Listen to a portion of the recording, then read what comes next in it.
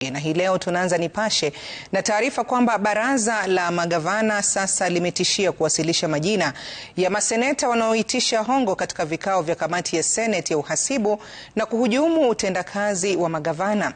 Mwenyekiti wa baraza la magavana Ahmed Abdullahi amemwandikia barua spika wa Senate Amason Kingi kuandaa kikao cha dharura na magavana, la sivyo hawatafika mbele ya Senate kujibu maswali. Stephen Leto anaeleza mengi. Madai ya mlungula katika kamati inayowachunguza magavana sasa imegeuka kuwa makumbo, huku magavana wakitishia kutoa orodha ya maseneta wanaohusika. Nao maseneta wamewaonya magavana kuwa hawatatishwa na mtindo huo wa kukwepa uwajibikaji. If you come here with embarrassing records, we will embarrass you. If you come here with embarrassing responses, we will embarrass you.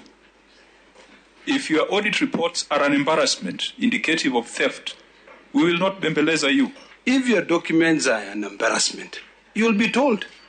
You know, this Senate holds the truth like a loaded gun, ready to shoot at any given time. When we hear statements from the Council of Governors saying they will not appear here because we embarrass them, they embarrass themselves. Wakizungumza katika kaunti ya Kilifi, magavana wameapa kuvalia njuga swala hilo, wakishikilia kuwa hawatafika mbele ya kamati hizo za seneti hadi madai yao yaangaziwe na Spika Kingi. In fact, funny enough, a majority of the senators that governors are complaining about are in ODM.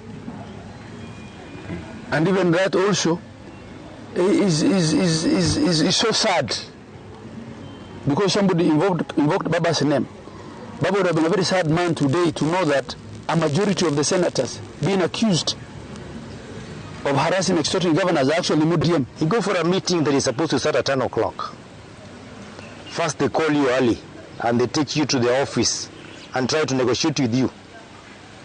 Is there any pre-requirement that I have to go to the office of the chair of the committee first before I attend my meeting?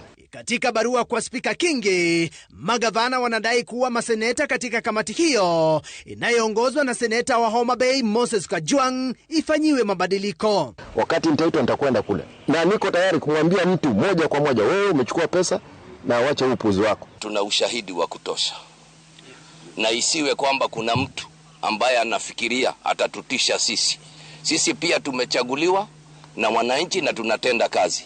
Kati ya magavana waliotakiwa kufika mbele ya seneti leo ni Patrick Ole Ntutu wa Narok na gavana wa Kitui Julius Malombe ndio walifika. Honorable Speaker, the governor of Narok was before us today. He has come with very meticulous paperwork. You can follow annexures. He tells you this is where that annexure is. These are the photos. Some people come to that committee, they don't even know their own documents. Maseneta sasa wamewakashifu magavana kwa kutaka kuogelea katika ufisadi na ufujaji wa mali ya umma.